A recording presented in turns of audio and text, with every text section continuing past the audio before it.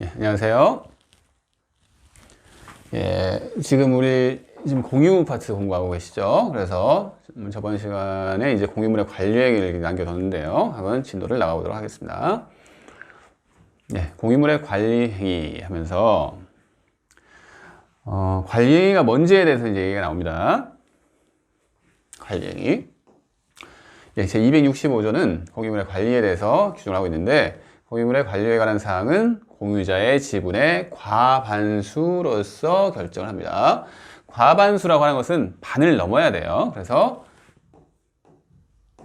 2분의 1, 이거 과반수 아닙니다. 2분의 1을 초과하는 경우만 과반수입니다. 그래서 과반수가 2분의 1을 넘는 경우에 과반수라는 거 기억을 해두세요. 그러면 지금 공유물의 관리 파트를 공부를 하고 계신데, 이 관리가 뭐냐 그랬더니 이 개념은 위에 써놨습니다. 공유물의 처분 변경에 이르지 않는 정도의 공유물의 궁수제보다 이용 계량입니다. 이용 계량. 그러니까 친구들, 우리가 계속 친구 얘기를 하고 있잖아요. 친구 가불명이 별장을 샀는데 그 사람들이 그냥 뭐 특별한 거 없이 그냥 이용을 해요. 이용을 하는 경우에는 그런 경우를 사용수익이라고 해요. 사용수익. 우리가 지금 전 시간에 사용수익 봤어요. 뭐라고 했죠?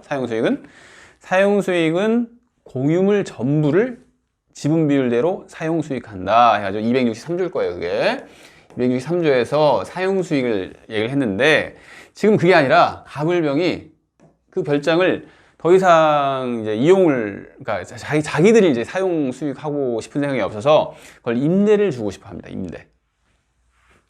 임대를 주고 싶어 해요. 이 임대라고 하는 것은 돈을 받는 행위죠. 그죠? 차임이 들어오니까 이걸 뭐라고 하냐? 이용행위라고 합니다.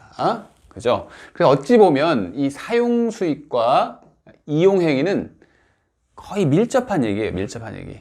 그러니까 이것을 그 수익 창출 행위를 하느냐, 그러니까 돈을 타인으로부터 받는 행위를 하는 경우에는 그게 이용행위가 되는 거고, 그런 관리 방법을 정하지 않고 자기들이 사용을 한다, 이런 것을 사용수익이라고 하기 때문에 어찌 보면 그냥 쭉 일정적인 선이 있으면 사용수익과 이용행위는 한 끗 차이라는 얘기입니다. 아시겠나요? 이걸 이제 좀 또 얘기를 할 거예요. 그러니까 그렇게 얘기를 해주시면 됩니다. 그래서 관리행위는 뭐다? 간단하게 얘기하면 이용 또는 계량행위입니다. 그럼 이용행위가 뭐냐? 이제 써놨죠? 이용행위라고 하는 것은 경제적 용법에 따라 사용을 하는 것, 즉 타인한테 임대를 주는 행위, 이런 걸 이용행위라고 하고요. 계량행위는 뭘까요? 말 그대로 계량을 하는 거예요. 5층 건물이 있는데, 자기가 공유자들이 5층 건물을 가지고 있는데 엘리베이터가 없으면 요즘 택배 받기도 힘들고 힘들잖아요. 그죠? 그래서 이 엘리베이터를 공유하는 그 건물에 대해서 엘리베이터를 설치를 합니다. 그것을 뭐라? 계량행위라고 하는 거죠. 계량이라고 합니다. 그러면서 이건 밑에 볼까요? 공유대지의 건물을 신축하고 있어요. 공유대지예요. 지금 공유하고 있는 것은 뭐다? 공유대지입니다. 근데 건물을 신축을 해요. 그러면 그게 뭘까요? 변경행위죠. 지금 변경행위, 이제 우리가 이제 다음번에 배우는 건데, 즉 관리행위가 아니라는 거예요. 관리행위의 범위를 넘어버렸습니다. 즉 공유대지, 본래는 대지에 그냥 아무것도 없는데 거기에 건물이 들어온다. 그러면 그 대지의 이용 상태가 엄청나게 크게 변하는 거잖아요. 그래서 이것은 변경행위입니다. 그래서 이용 계량행위를 넘는 관리행위의 범위를 넘었다는 얘기예요. 그래서 이것은 처분 변경행위의 일종입니다.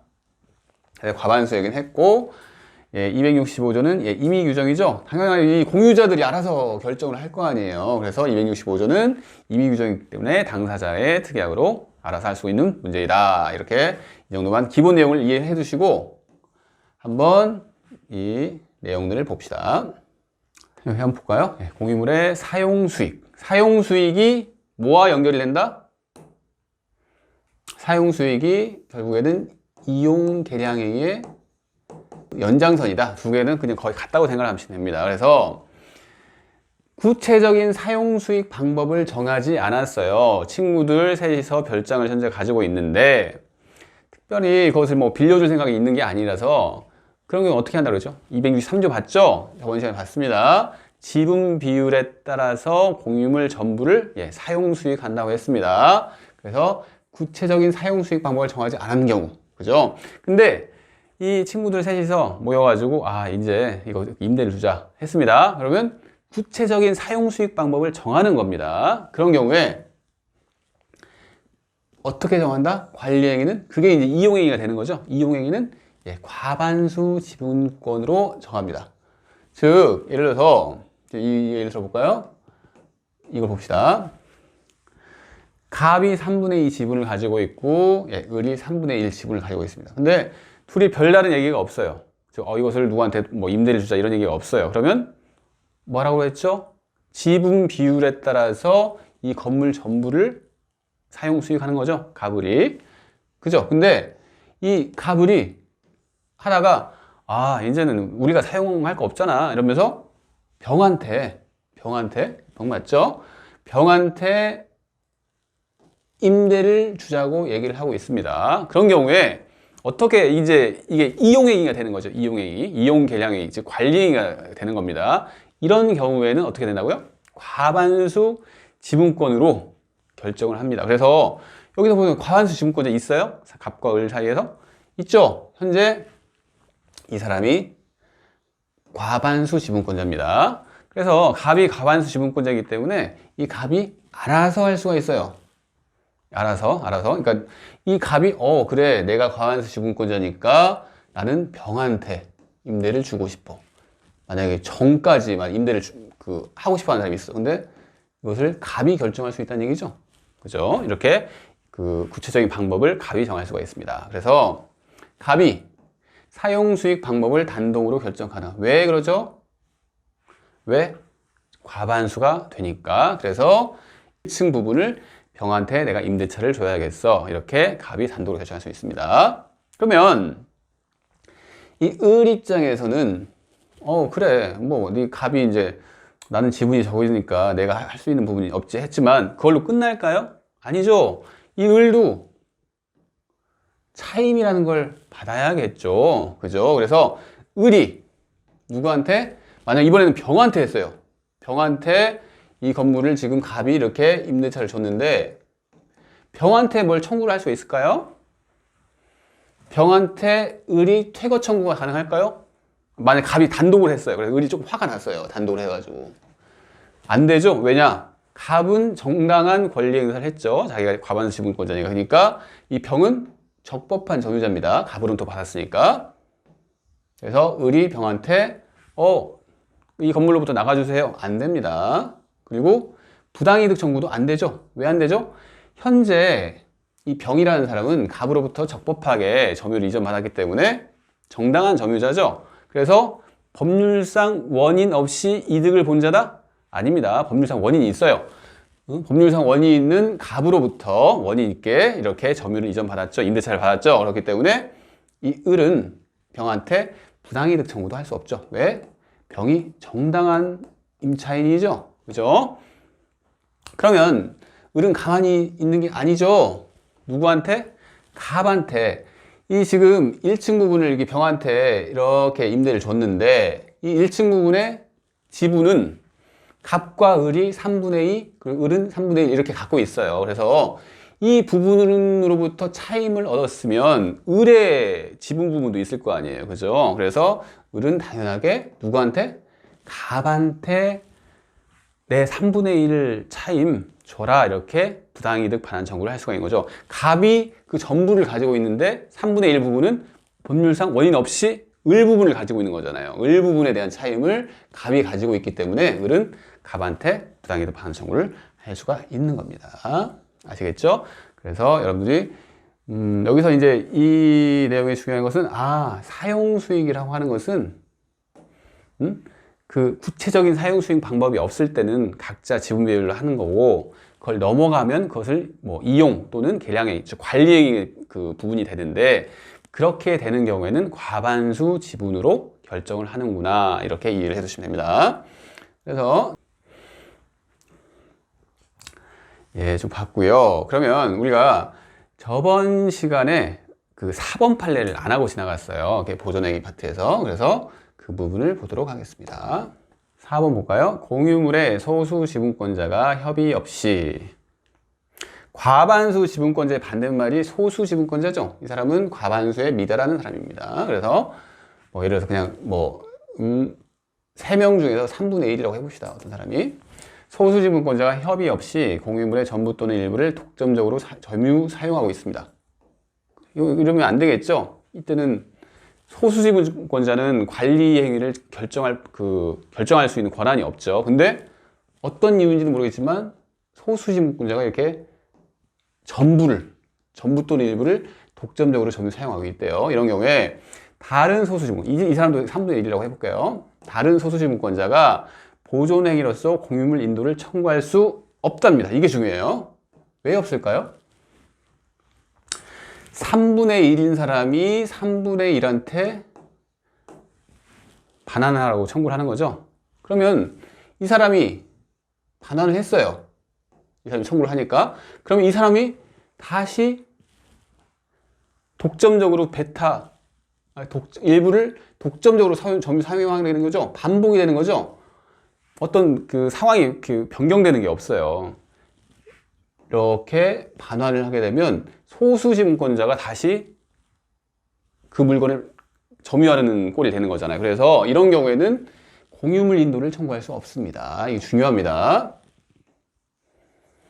그래서 이런 경우는 어떻게 하냐? 이 소수 지분권자는 다만 약간 추상적인 얘기를 하고 있는데 자신의 지분권에 기초하여 공유물에 대한 방해 상태를 제거하거나 공동점유를 방해하는 행위의 금지를 청구할 수 있을 뿐이지 뭘 할 수 없다고요? 자기한테 돌려달라고, 즉 공유물 인도를 청구할 수는 없습니다. 계속 그 상황이 반복되는 거잖아요. 다시 소수 지분권자가 다시 그것을 점유하는 꼴이 되니까 이러면 안 되는 거잖아요. 그래서 이렇게 청구를 할 수 없다는 것이 우리 판례의 입장입니다. 이게 중요합니다. 그리고 4-1번 볼까요? 4-1번 공유토지에 관하여 점유취득시효가 완성된 후에 취득시효 완성 당시에 공유자들 일부로부터 과반수에 미치지 못하는, 이때도 소수 지분을 양수한 자입니다. 이런 거예요. 그러니까 이렇게 봅시다. 이게 옆에 그릴게요. 이게 이 A 토지가 있는데 여기에 지금 갑을이 이렇게 뭐 2분의 1씩 하고 있다고 할까요? 2분의 1? 예. 3분의 1씩 합시다. 3분의 1씩 이렇게 명가 이렇게 있다고 봅시다. 이런 상황에서 정이라는 사람이 이 전부를 점유를 해가지고 취득시효가 완성됐어요. 취득시효가 완성이 됐습니다. 완성된 이후에 이 갑이 발빠르게 움직입니다. 발빠르게. 어떻게 움직이냐면 내가 보니까 이 사람이 취득시효 완성됐으니까 내가 손해를 볼 것 같아 하면서 이걸 누구한테 뭐 A 부동산이니까 뭐 B라고 합시다. B한테 이 지분을 처분을 해버려요. 그죠? 그러면 우리 배웠을 거예요. 취득시효 완성 이후에 이렇게 처분한 경우에 이 사람이 등기가 되면 이 사람이 소유권 취득을 하죠. 지분 취득을 하는 거죠. 이거는 취득을 합니다. 그래서 현재 어떻게 등기부에 보았더니 비, 을, 병 3분의 1씩 이렇게 등기가 변경이 됐어요. 하지만 현재 이 사람은 취득시효가 완성됐죠. 근데 이 비가 누구한테? 정한테 이렇게 뭘 청구를 한 거죠? 건물의 철거와 토지 인도 이런 걸 청구를 하는 거예요. 근데 현재 B는 3분의 1의 지분을 가지고 있을 뿐이지만 이 정은 취득시효 완성됐으니까 그래 3분의 1은 네가 가져.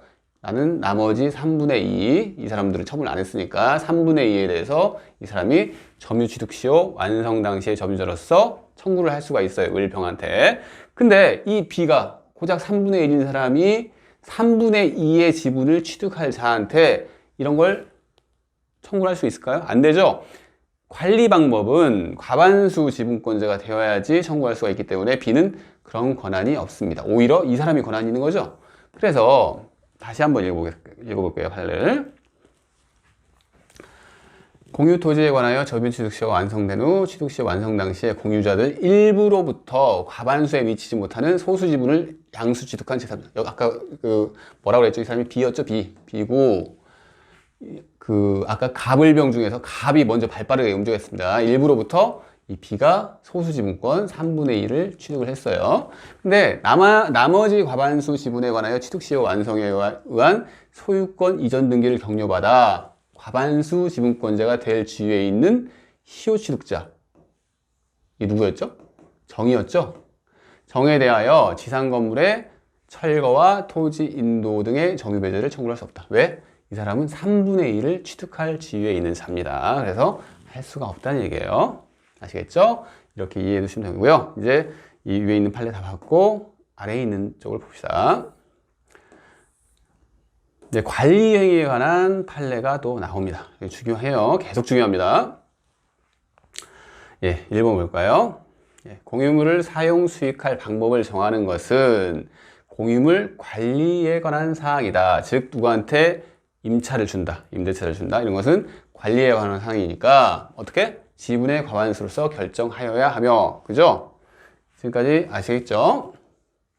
그래서 과반수 지분의 공유자는 다른 공유자와 공유물의 관리 방법에 관한 협의가 없다 하더라도 과반수, 방금 봤던 3분의 2, 건물 3분의 2의 지분권을 가진 사람이 그런 협의가 없어요.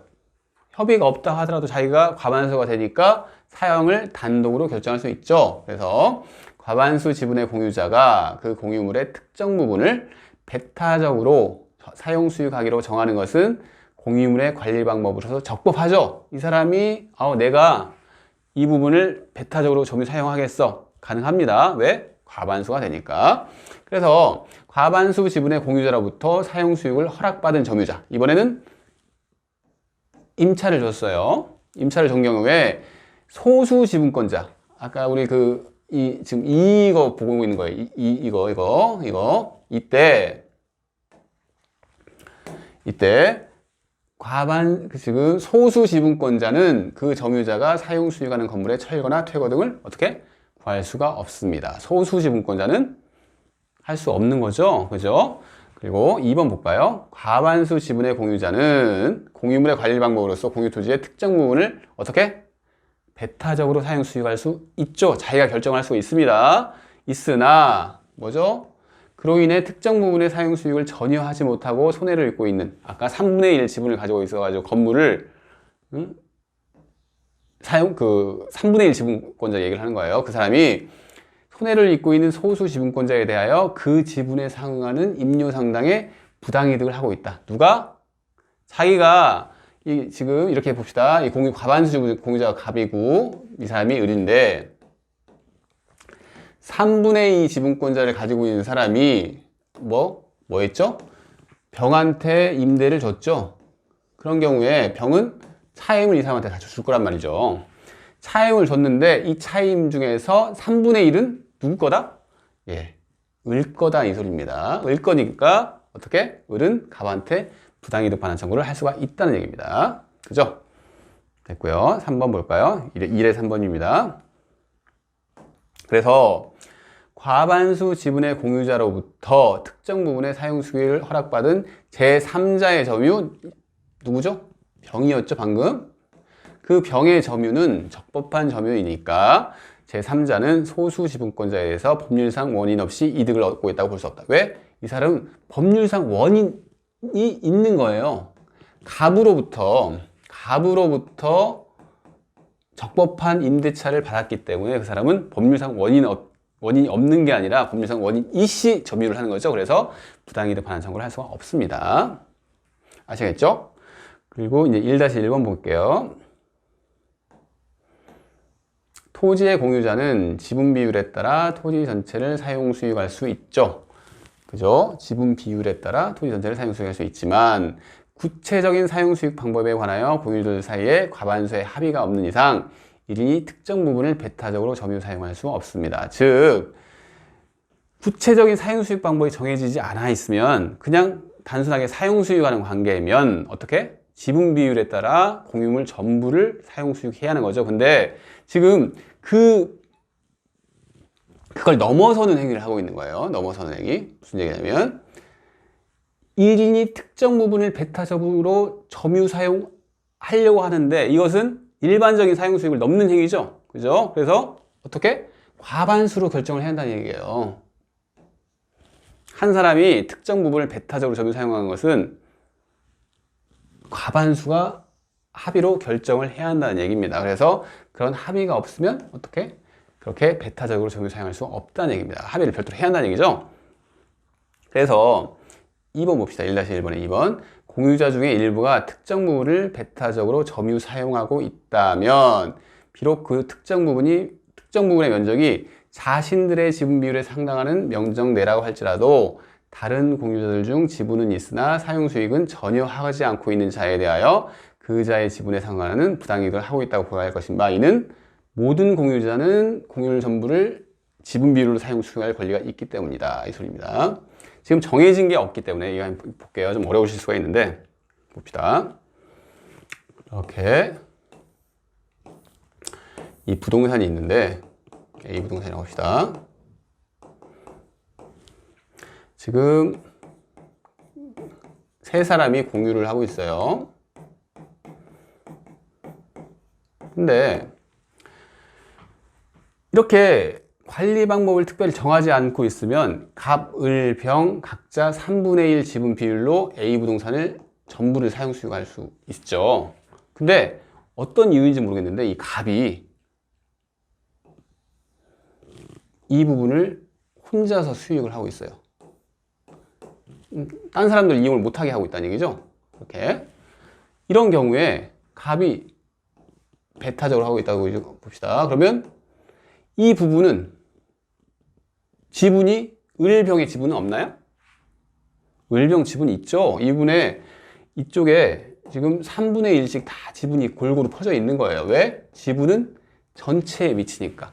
마찬가지 여기도 다 이렇게 3분의 1씩 퍼져 있는 걸 거 아니에요. 이 부분도 나눠 본다고 본다면. 근데 갑이 여기를 배타적으로 사용 수익하고 있답니다. 관리 방법으로 정한 게 없어요. 만약에 여러분 이렇게 생각해 보세요. 갑, 을이 연합을 해가지고 우리 3분의 2지 그러니까 이 부분에 대해서 내가 이 을이 동의를 했어요. 갑이 배타적으로 사용 수용하는 거에 대해서 이렇게 되면 가능하다는 얘기입니다. 가능한데 지금 그런 상황이 아니에요. 지금 그런 협의 없이 갑이 이 부분을 배타적으로 사용 수용하고 있는 거예요. 그런 경우에 병은 자신의 지분이 여기 있죠 지금. 그래서 누구한테? 갑한테 부당이득 반환을 청구할 수 있다는 것이 이 판례의 내용입니다. 그래서 이렇게 이해를 하시면 되는 거예요. 그래서 지금 과반수가 합의 없이 1인이 사용 수익할 수 없습니다. 배타적으로. 그래서 그 갑이라는 사람이 배타적으로 사용 수익하는 부분이 자신의 지분 비율 면적이랑 같아요. 그런다고 하더라도 그 부분이 갑만 지분이 있는 건 아니죠. 그 부분 면적이 같다고 하더라도. 그래서 나머지 사람은 부당이득 청구를 할 수가 있다는 얘기입니다. 이 판례 한번 이해를 해보세요. 기출이 됐네요. 넘어가 볼까요? 2번 봅시다. 공유물을 임대하는 행위 및 그 임대차 계약을 해지하는 행위. 즉 임대하는 것 무슨 행위라고 했죠? 이게 이용행위죠 지금. 이용행위입니다. 그래서 어떻게? 과반수로 결정을 해야 할 사항이죠. 그죠? 근데 그 임대차 계약을 해지하는 행위. 즉 어떤 사람은 임대차를 줬다가 그걸 끝내요. 끝내는 것도 어떻게 보면 이용 방법을 정하는 거잖아요. 나는 더 이상 그 사람한테 그 임대차 안 시키겠다. 그래서 이용을 중단시키는 것도 관리행위입니다. 아시겠나요? 그래서 임대하는 행위 및 임대차 계약을 해지하는 행위는 모두 뭐다? 관리행위에 해당하니까 과반수로서 결정을 해야 하는 사항이죠. 그런데 상가 건물의 공유자인 임대인이 임차인에게 갱신 거절의 통지를 하고 있습니다. 갱신 거절을 하면 어떻게 되는 거죠? 더 이상 사용 수익을 그 사람이 임차인이 못하는 거죠. 그렇게 되는 경우에는 뭐다? 이것도 이용 방법을 바꾸는 거 아니에요. 그 사람 더 이상 안 되겠다. 이용 방법을 바꾸는 거잖아요. 그렇기 때문에 이것도 관리행위입니다. 그래서 실질적으로 임대차 계약의 해지와 같이 공유물의 임대차를 종료시키는 행위이기 때문에 공유물의 관리행위에 해당하여 뭐로? 과반수로 결정을 해야 하는 사항이다. 과반수로 결정해야 하는 사항이 임대차 행위, 또 임대차 해지하는 행위, 또는 갱신거절 통지하는 행위도 다 관리행위다 이 소리입니다. 3번 볼까요? 토지의 공유자는 지분 비율에 따라 토지 전체를 수익할 수 있지만, 그죠? 별다른 뭐 얘기 없으면 전체를 사용 수익하는 거예요. 그런데 그 사용 수익 방법에 관하여 공유자들 사이에 지분 과반수에 합의가 없어요.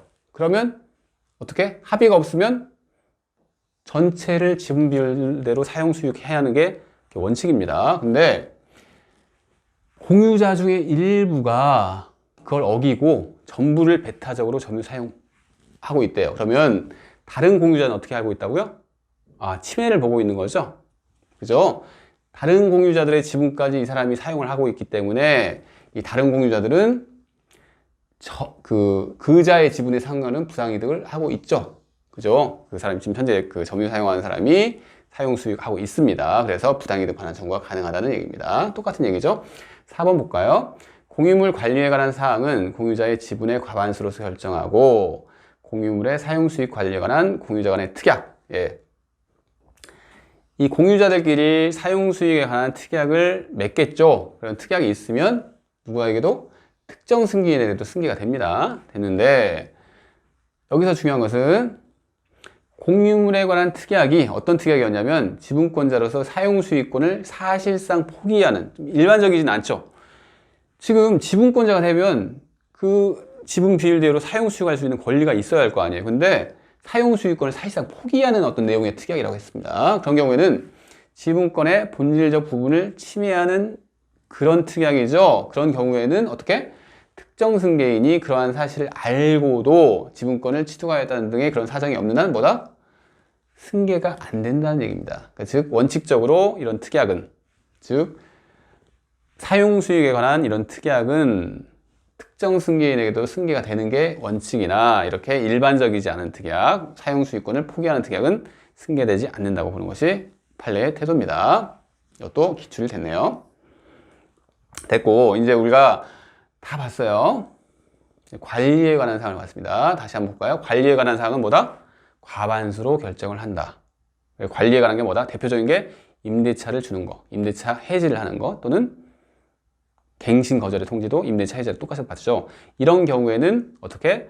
과반수로 결정을 한다. 그래서 과반수에 미달하는 사람이 그것을 배타적으로 점유 사용 수익을 한다. 그럼 어떻게? 다른 공유자들은 나도 그 부분에 지분이 있어 이렇게 하면서 부당이득 반환 청구를 할 수가 있다. 이게 지금 판례의 내용이었습니다.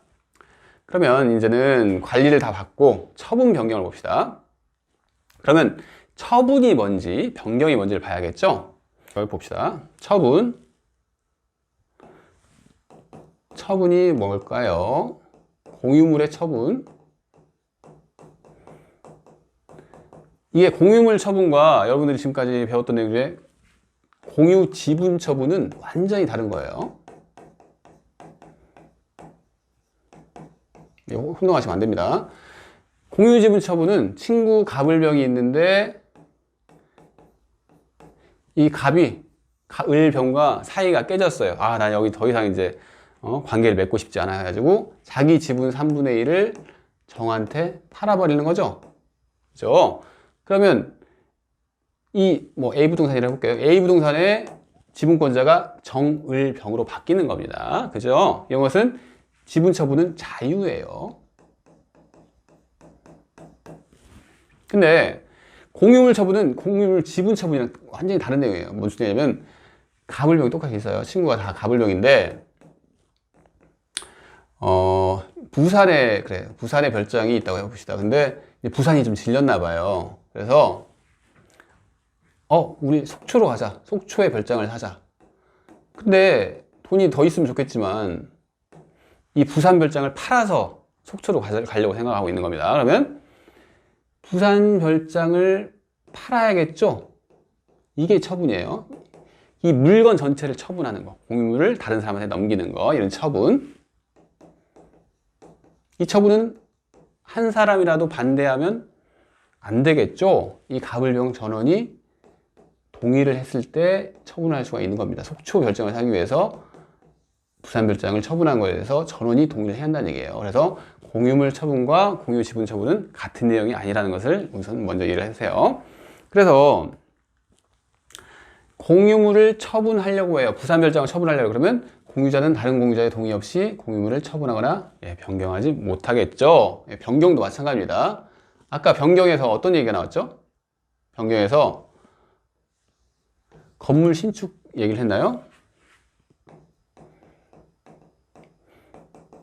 토지를 공유를 하고 있는데 건물을 신축을 하려고 합니다. 그러면 토지의 상태가 완전히 변경이 되잖아요. 근데 이 건물 신축은 전원이 동의를 해야겠죠. 완전히 자기 토지에 대해서 공유자들은 다 각자 지분에 대해서 자기 권리들이 있잖아요. 근데 변경된 상태가 나오는 거예요. 그러면 동의를 해줘야겠죠. 전원 동의가 있어야지 가능한 일이다. 그래서 이렇게 처분 변경에는 전원 동의를 받아야 한다 이 소리입니다.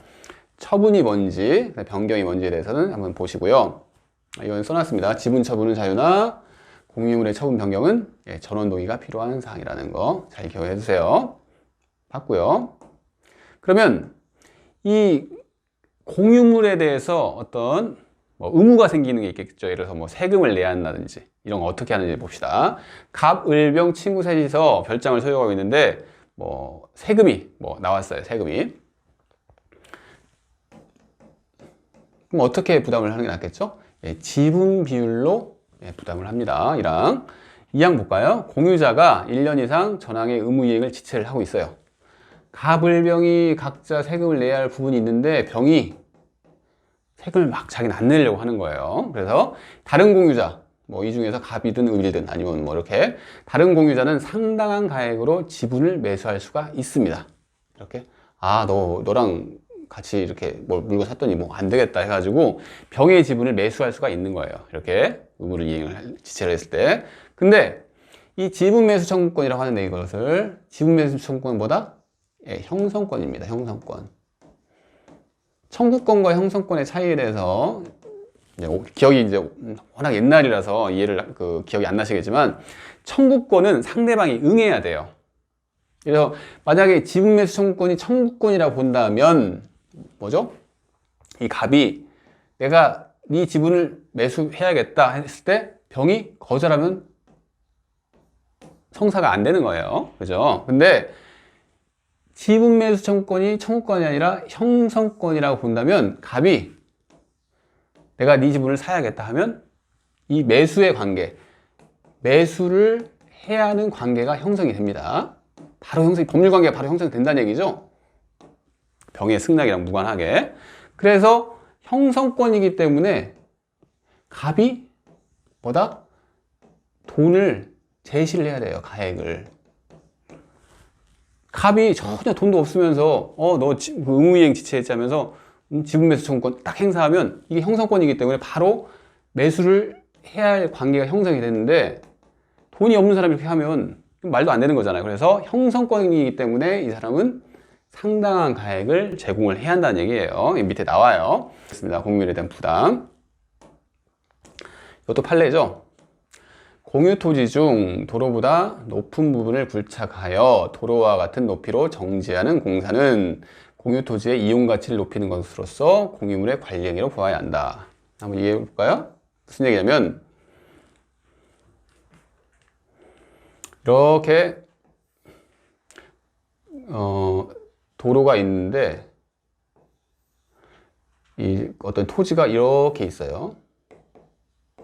그렇게 되면 이게 이제 이만큼 차이가 생기니까 이용하기 좀 힘들 거 아니에요. 그래서 이 부분을 올라오는 부분을 막 내려쳐 가지고 평평하게 만든 공사를 정지 공사라고 합니다. 그죠? 정지행위라고 하는 거예요. 땅을 평평하게 한다. 근데 이게 평평하게 하는 공사를 하는데 이 평평하게 하는 공사는 뭐다? 이용 가치를 높이는 행위죠. 즉 계량행위입니다. 마치 엘리베이터 설치하는 행위랑 같다고 보는 거예요. 그 토지의 이용 가치를 높이는 거예요. 그래서 계량행위이기 때문에 계량행위가 뭐다? 관리행위 일종이죠. 관리행위 일종이기 때문에 어떻게? 과반수로 해야 한다는 얘기죠. 그렇죠?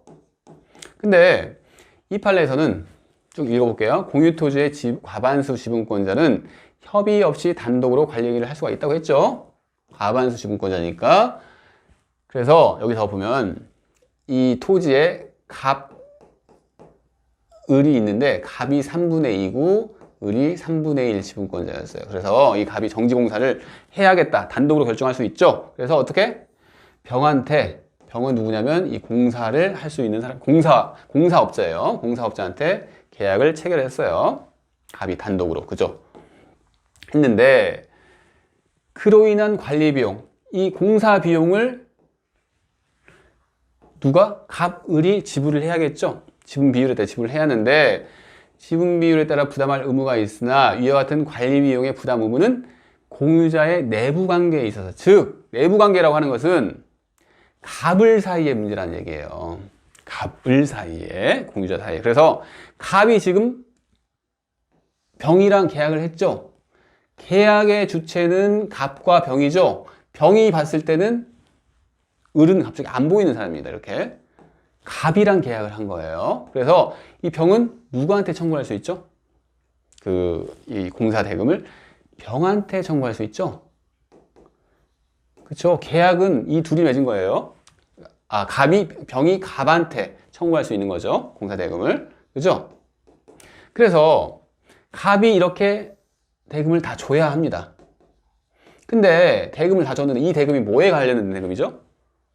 정지공사에 관련된 대금으로서 을도 이것을 부담할 의무가 있죠. 하지만 그 부담할 의무가 있다는 것은 갑, 을 사이의 문제예요. 그래서 이 을은 갑한테 그 부분에 상응하는 3분의 1만큼에 상응하는 공사 비용을 갑한테 줘야 한다는 얘기입니다. 결국은. 그래서 한번 읽어볼게요. 어디서부터 읽을까요? 위와 같은 관리 비용의 부담 의무는 공유자의 내부 관계에 있어서 부담을 정하는 것일 뿐, 내부 관계, 즉 갑, 을 사이에서 부담을 정하는 것일 뿐, 제3자, 병과의 관계에서는 당의 법률 관계, 지금 당의 법률 관계라는 것은 병과 갑이 계약을 맺었다는 얘기죠. 법률 관계에 따라 결정되므로 과반수 지분권자가 시공회사, 병이죠. 병에 대해서 정지공사 비용을 자신이 정산하기로 약정시, 누구죠? 약정시 공사비를 부담할 사람은 갑만이죠. 이 둘 사이에서는 갑이 비용을 지불해야 한다는 얘기예요. 그죠? 그래서 지분권자이고, 다만 그가 공사비를 지출한 경우에, 즉 갑이 돈을 다 줬어요. 그 경우에 다른 공유자, 즉 갑이 을한테 너 3분의 1 지분만큼 이거 부담해야겠다 해가지고 공사비를 청구할 수 있다는 판례입니다. 아시겠죠? 예, 2번 볼까요? 공유자가 다른 공유자의 의무이행 지체를 이유로 그 지분의 매수 청구를 행사함에 있어서는 매수 대상이 되는 지분 전부의 매매 대금을 제공한 다음은 매수 청구를 행사해야 한다. 지금 설명했잖아요. 그죠? 왜? 형성권이기 때문에 바로 그 관계가 형성이 되기 때문에 돈이 없는 사람이 그렇게 하면 안 될 거 아니에요. 그래서 어떻게? 돈을 제공해야 한다는 얘기예요. 제공한 다음 매수 청구를 행사해야 한다. 이 얘기입니다. 넘어가 봅시다. 이제 공유물의 분할이 나오죠? 그냥 볼까요? 예, 공유물의 분할. 그러면 공유물의 분할이 뭔지에 대해서 생각을 해보십시다. 공유관계를 해소하는 거예요. 즉 갑을병이, 계속 갑을병 얘기 나온 거죠. 친구인데 이번에는 별장이 아니고 큰 토지를 이렇게 공유를 하고 있습니다. 아주 넓은 토지라고 봅시다. 3분의 1씩 하고 있는데 이제 이 갑이라는 사람이 갑자기 이 넓은 토지에 자기만의 집을 짓고 싶어요. 자기만의 집을. 그래서 근데 이 현재 여기 공유 관계잖아요. 공유 상태에서 자기만의 집을 짓면 안 되겠죠. 그래서 어떻게 되냐? 내가 이 정도 3분의 1 정도에 해당하는 이 부분을 이 부분에다가 집을 져야겠다고 생각을 하는 겁니다. 이런 경우에 뭐다? 이게 공유물을 분할하자는 얘기죠. 나누자는 얘기입니다. 분할, 말 그대로 나누자. 이게 공유물의 분할이에요. 아시겠죠? 그래서 공유물 분할 청구의 자유가 나오죠. 예, 왜냐하면 분할하고 싶은 사람은 분할 청구를 해야지 되는 거예요. 자기가 지분이 있으니까. 그래서 268조 볼까요? 공유물의 분할 청구. 공유자는 공유물의 분할을 청구할 수 있다. 그러나 5년 내의 기간으로 분할하지 아니할 것을 약정할 수 있다. 이런 경우는 주로 뭐 상속 같은 경우에 생각하시면 됩니다. 상속을 받은 사람들끼리 여기는 우리가 추억이 담긴 공간이니까 이걸 뭐 어떻게 나누고 이렇게 하지 말자 이렇게 약정을 할 수가 있는 거예요. 그래서 5년 내의 기간으로 분할하지 않을 것을 약정할 수 있다. 그리고 전항의 계약을 갱신했어요. 어떤 계약이죠? 분할을 하지 아니할 계약을 갱신했다는 얘기입니다. 그런 경우에는 갱신한 날로부터 5년을 넘지 못합니다. 여기는 5년이죠. 그리고 전 2항의 규정, 이것은 215조, 230, 이게 아마 그 상린관계에서 경계표 이 규정이에요. 경계표나 담. 경계표 담도 이제 공유를 하는데 경계표 담을 나누자, 분할하자 이렇게 할 수는 없잖아요. 나누면 안 될 거 아니에요. 그래서 그때는 적용하지 아니한다 이런 규정입니다. 그래서 쭉 보겠습니다. 공유자 중 1인이라도 아까 집을 짓고 싶어하는 그 갑이 1인이라도 분할을 원하고 있어요. 그러면 분할 청구권을 자유롭게 행사할 수 있습니다. 그죠? 공유물 분할 청구권을 행사하면 공유주자들 간에서 갑, 을, 병 사이에서 분할을 협의할 관계가 형성이 됩니다. 그래서 뭐다? 그 공유물 분할 청구권, 말은 청구권인데 동의를 요하는 사항이 아니에요. 갑이 원하면 청구를 하면 그게 분할할 관계가 형성이 되는 겁니다. 그래서 뭐다? 청구권이 아니라 형성권입니다. 아시겠죠? 판례입니다. 그리고 제한, 이것은 법조문 그대로죠. 분할 금지 특약을 5년 내 기간으로 맺을 수가 있습니다. 그리고 이거 볼까요? 분할 금지 약정은 등기할 수 있어요. 아까가 아니라 전 시간에 뭘 배웠죠? 지분, 처분, 금지 특약 배웠죠? 또 나오죠? 지분, 처분, 금지 특약. 이 경우에는 등기 사항이 아니라고 했죠? 근데 분할간 금지 약정은 등기 사항이에요. 그래서 등기할 수가 있습니다. 이게 차이가 있어요. 됐고요. 그리고 구분 건물의 공용 부분이나 경계표 담 등은 분할이 금지된다. 봤습니다. 이제 분할 방법에 대해서 나오는데 한번 269조 읽어볼까요? 분할의 방법에 관하여 협의가 성립되지 아니한 때는 공유자는 법원에 그 분할을 청구할 수 있다. 1항은 뭐가 중요하냐면 협의, 그 다음에 법원, 이게 포인트입니다. 무슨 얘기냐면 1차적으로 무조건 협의가 있어야 한다는 얘기예요. 법원에 청구를 하기 위해서는 뭐다? 협의가 성립이 안 된 경우에 법원에 청구를 할 수가 있다는 게 중요합니다. 그래서 원칙은 협의입니다. 2항 볼까요? 현물로 분할할 수 없거나 분할로 인하여 현저히 그 가액이 감손될 염려가 있는 때는 법원은 물건의 경매를 명할 수가 있습니다. 다시 볼 겁니다. 그래서 분할 방법은 원칙적으로 1차적으로 협의를 하고 협의가 안 된 경우에만 재판상 분할로 가서 재판상 이때 무슨 판결이죠? 공유물 분할 판결이 나오죠, 이때. 그래서 공유물 분할 판결이 나왔다는 것은 협의가 안 됐다는 얘기예요. 협의가 안 돼서 법원에 갔는데 법원은 이에 대해서 판결을 하고 이 공유물 분할 판결은 무슨 판결이다? 형성 판결이라서 우리 배웠었죠? 형성 판결은 등기 없이도 소유권 변동이 생긴다. 여기까지 이어지는 해입니다.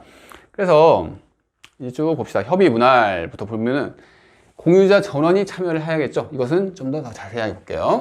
분할. 협의 분할이 원칙이고 재판상 협의가 안 됐을 때만 분할로 간다. 그래서 그 재판상 분할은 공유물 분할 청구에서다. 뭐 이거 했고요. 구체적인 분할 방법에 대해서 볼까요? 협의 분할은 지금 아까 이렇게 갑이 지금 집을 짓고자 하는 사람이죠. 갑, 을, 병 전원이 참여를 해야겠죠. 왜 그럴까요? 을, 병도 이해관계가 있어요. 그죠? 갑이 어디에 단독 소유를 하느냐에 따라서 을, 병의 토지도 정해지는 거죠. 그렇기 때문에 전원이 참여해야 합니다. 전원이. 그래서 전원이 참여하지 않은 협의는 효력이 있다 없다? 효력이 없습니다. 그죠? 그래서 협의 분할은 전원 참여가 필수다. 근데 협의 분할할 때 방법이 뭐가 있다? 현물 분할, 대금 분할, 가격 배상 이런 게 있습니다. 이거 구체적으로 뭔지 한번 볼게요. 현, 대, 가가 있다. 현물 분할 뭐냐? 갑을병이 이 넓은 토지에 분할을 하는데 이 현물은 그대로 놔둬 두고 3분의 1씩 이렇게 나눠주는 겁니다. 이걸 현물 분할이라고 해요. 현물 말 그대로 그냥 그 물건 그 자체죠. 현물 분할. 그럼 대금 분할은 뭘까요? 대금 분할은 이렇게 현물로 분할을 하는 게 아니라 이 경우에는 우리 지금 방금 봤던 이런 경우에는 의미는 없겠는데 이런 경우가 아니라 그냥 돈을 이제 갑이라는 사람이 갑, 을, 병 셋 다 분할을 원한다고 해봅시다. 근데 이 경우에 원하는 목적이 어떤 특정 부분에 대해서 그 단독 소유로 하고 싶어 하는 목적이 아니라 돈이 목적이에요, 돈이. 근데 현물 분할을 하려고 하니까 뭔가 문제가 생겨요. 그러니까 즉, 경제적 가치가 뭐 동일하지 않을 수도 있고 해서 우리 그러지 말고 이것을 그냥 팔자. 전체를 판 다음에 판 금액으로 이것을 나누자. 3분의 1씩. 이런 분할도 인정이 됩니다. 그래서 대금 분할이라는 건 뭐냐? 대금으로 나눠 갖자. 그 물건을 팔아서 생긴 대금을 나눠 갖자 하는 게 대금 분할입니다. 그리고 마지막 가격 배상. 가격 배상 뭐냐면 이렇게 있는데 이것도 그냥 3분의 1씩 할게요. 가물면 3분의 1 하는데 병은 여기로부터 탈퇴를 하고 싶어 해요. 그러니까 이 공유관계로부터. 근데 이 갑을은 유지를 하고 싶어 합니다. 그죠? 그래서 이 병의 3분의 1 지분을 돈이 좀 여유가 있는 갑이 사들여요. 그죠? 그래서 갑이 병한테 돈을 줍니다. 3분의 1 지분만큼 돈을 주고 이 부분을 3분의 2는 갑이 이렇게 취득을 하고 을은 그냥 똑같이 3분의 1을 갖자. 이게 가격 배상입니다. 가격 배상 즉 뭐냐? 다른 사람의 지분을 사는 형태죠. 그죠?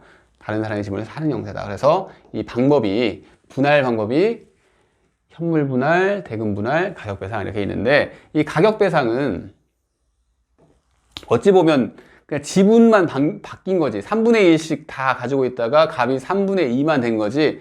현물 분할의 일종으로 볼 수 있겠죠. 현물은 그러니까 갑이 좀 더 많이 갖게 되는 분할이잖아요. 그죠? 그래서 현물 분할과 가격 배상은 어떻게 보면 성질이 같습니다. 그러니까 현물 분할의 일종이에요. 가격 배상이. 대금 분할만 그냥 팔아서 대금을 남기자 이 소리고. 그리고 이 분할을 가을병이 협의를 했죠. 협의라고 하는 것은 계약이잖아요. 계약. 그죠? 계약이기 때문에 분할 계약을 맺은 거죠. 계약이기 때문에 뭐다? 등기를 해야지 그 효력이 발생이 됩니다. 그리고 이제 협의 분할이 안 됐을 때, 이렇게 안 됐을 때 뭘로? 재판상 분할로 갑니다. 재판상 분할과 협의 분할은 이 부분에서 차이가 있어요. 뭐가 있냐면 협의 분할을 할 때는 이 방법에 있어서 어떤 방법을 취할지는 당사자가 알아서 하는 거예요. 당사자가. 지금 협의를 하는 거죠. 그래서 어떤 방법을 취할지에 대해서 원칙이 없어요. 그러니까 현물 분할을 취하고 싶으면 현물 분할을 하는 거고 이렇게 각자 방법을 선택할 수가 있는데 재판상 분할의 경우에는 협의가 안 돼서 간 거잖아요. 그 경우에는 현물 분할이 원칙입니다. 원칙. 이게 차이가 있어요. 그래서 재판상 분할은 현물 분할이 원칙이다. 그리고 현물 분할이 안 되는 경우에만 이렇게 대금 분할로 가자. 이게 이제 차이점입니다. 그리고 재판상 분할은 공유물 분할 판결이기 때문에 형성 판결이죠. 그래서 뭐다? 등기 없이도 효력이 발생하죠. 차이가 이제 있는 거예요. 이 두 개의 차이죠. 그리고 이 재판상 분할도 분할을 한다는 것은 전원이 참여를 해야겠죠. 그래서 한 사람이 원고가 되고 다른 전원을 상대로 피고는 다른 전원을 상대로 해야 하는 거예요. 그러니까 어찌 보면 전원이 참석하는 꼴이잖아요. 원고가 그 나머지 사람들한테 전부 다 청구를 하는 거니까. 그래서 일방이 다른 공유자들 전원을 상대로 해야 한다. 그래서 전원을 참석을 시켜야 한다 이 소리입니다. 이걸 이제 보시고 다시 한번 책으로 볼게요. 그래서 협의문화 볼까요? 예, 다 했던 내용이에요. 그냥 복습 차원에서 뭐다? 예, 전원이 참여를 해야 하고 전원이 참여하지 않으면 무효다. 그래서 구체적인 분할 방식 세 가지를 얘기를 했습니다. 현, 대, 가. 각각의 내용이 뭔지는 설명을 드렸고요. 그래서 이 현, 대, 가 이 중에서 현물 분할이 원칙인가요? 협의 분할할 때? 아니라고 했어요.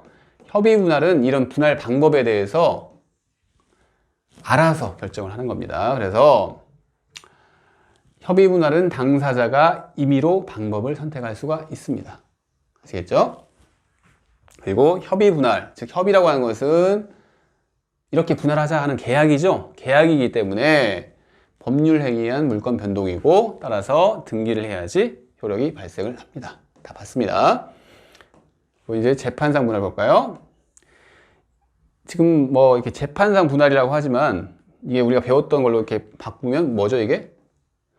공유물 분할 판결입니다. 이거 배웠어요. 지금 187조에서. 그래서 공유물 분할 판결은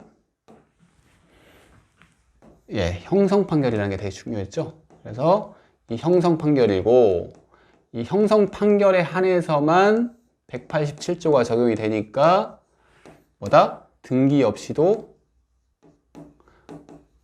분할의 효과가 발생한다. 효과가 발생한다. 이게 자주 나오는 시험 문제죠.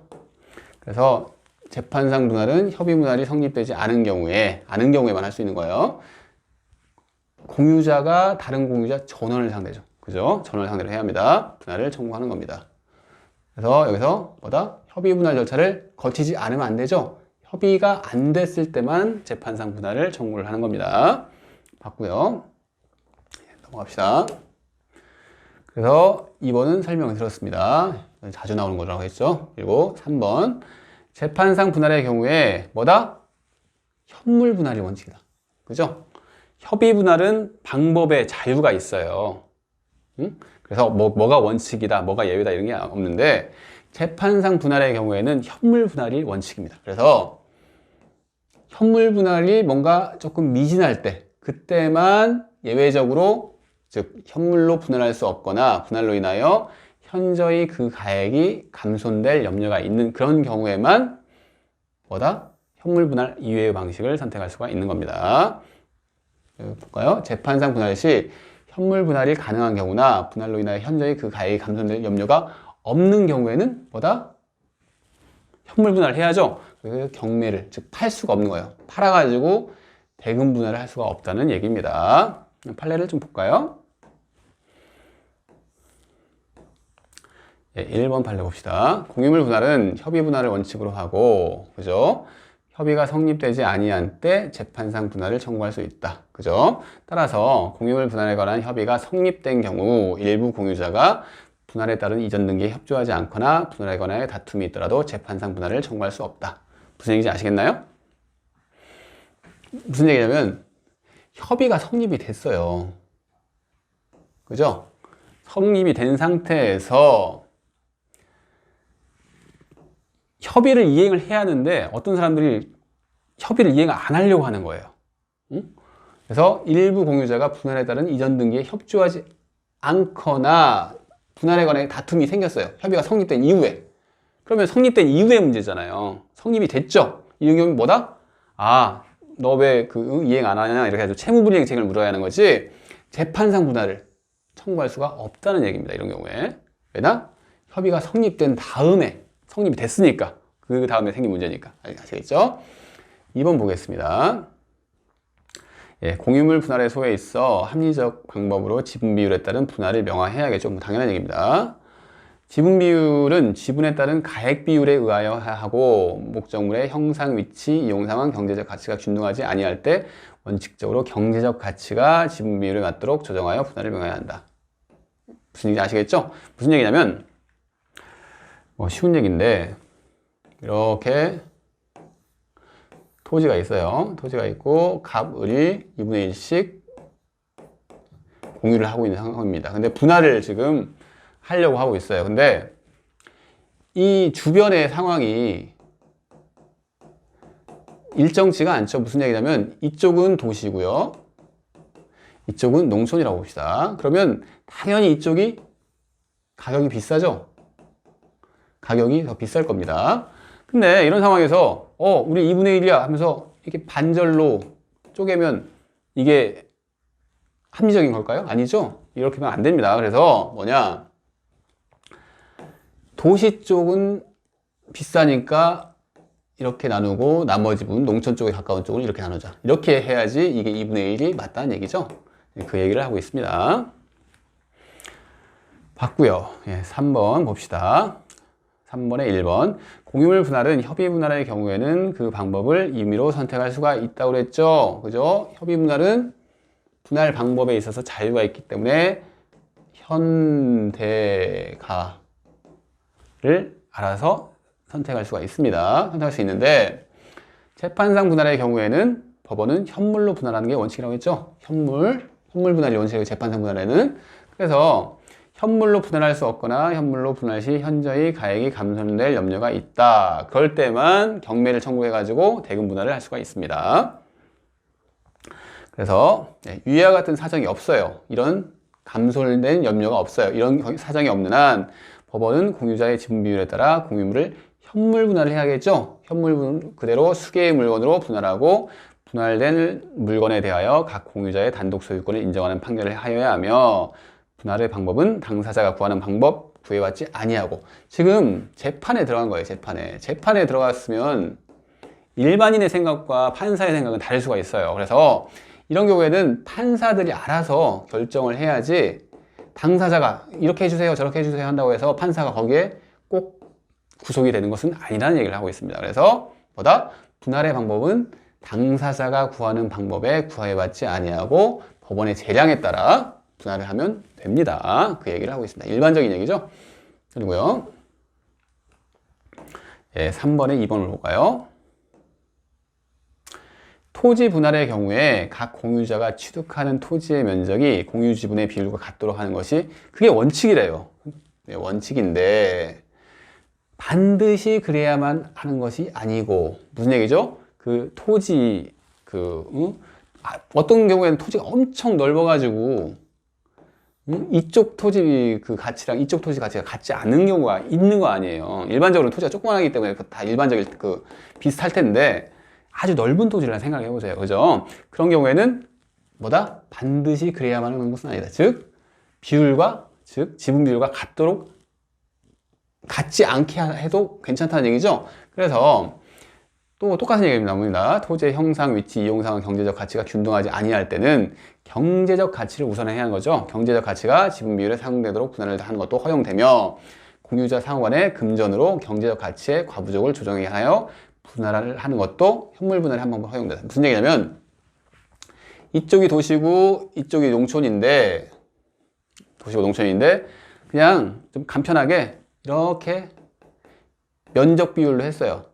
2분의 1씩. 그러면 이쪽을 얻은 사람은 훨씬 더 많은 경제적 가치를 가져가는 사람이 되는 거잖아요. 그래서 이런 경우에는 이 사람한테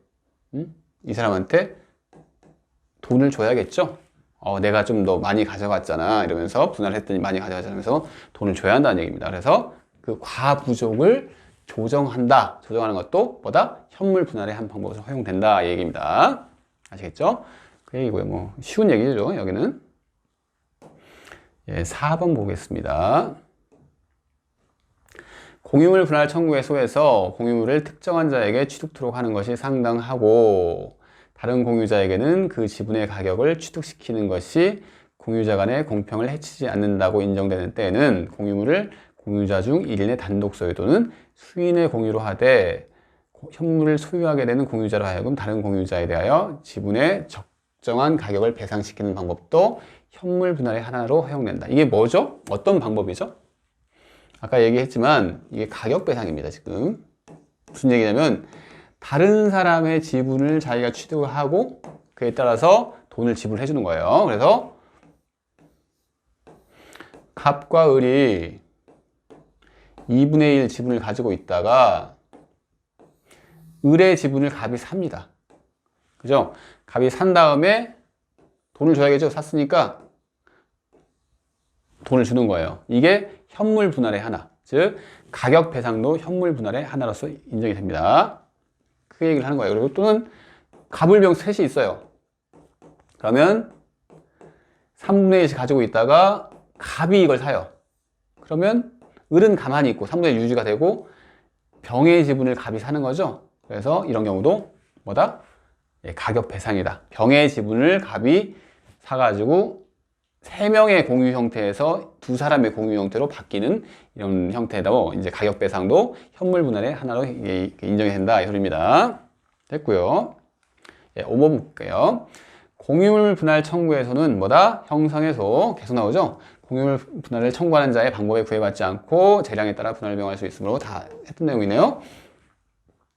현물 분할의 경우 분할 청구자의 지분 범위 안에서 현물 분할을 하고 분할을 원하지 않는 나머지 공유자는 공유로 남도록 하는 방법도 허용되겠죠.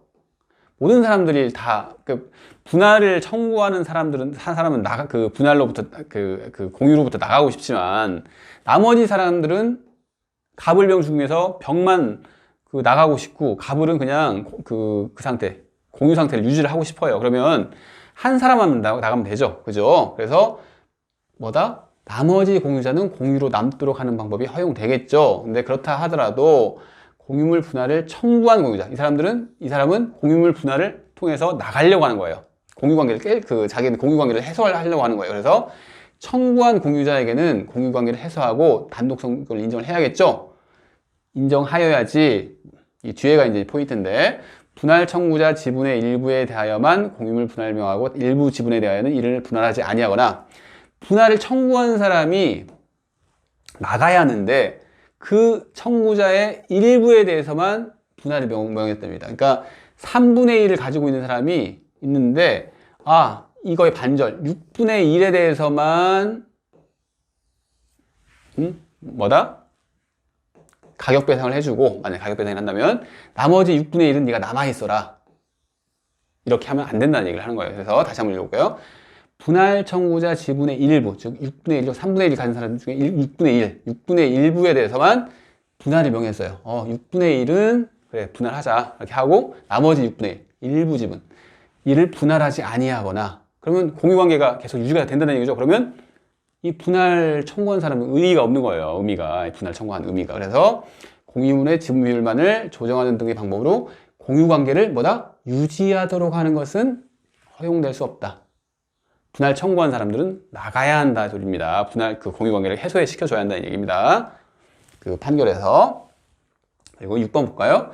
대금 분할을 해야 할 경우인 분할로 인하여 현저히 그 가액이 감손될 염려가 있는 때란 공유물 전체의 교환 가치가 현물 분할로 인하여 현저하게 감손된 경우일 뿐만 아니라 공유자들에게 공정한 분할이 이루어지지 아니하여 그 중에 한 사람만이라도 현물 분할에 의하여 단독으로 소유하게 될 부분의 가액이 공유물 분할 전의 소유지분 가액보다 현저히 감손될 경우에도 이에 포함된다는 얘기입니다. 그러니까 재판상 분할은 뭐다? 현물 분할이 원칙이고, 그죠? 재판상 분할을 얘기하는 거예요. 현물 분할이 안 됐을 경우만 대금 분할을 해야 하는데, 이 대금 분할을 해야 하는 상황이 뭐죠? 현물 분할을 했을 때 감손이 되는 거예요. 감손이 되는데, 감손이 전체에 대해서, 그 물건 전체에 대해서 감손이 되는 경우뿐만 아니라 특정 사람에게 불리하게 되는 감손이 있는 경우에도 뭐다? 대금 분할을 할 수가 있다는 것이 이 판례의 태도입니다. 예, 됐고요. 그러면 조금 쉬었다가 가겠습니다.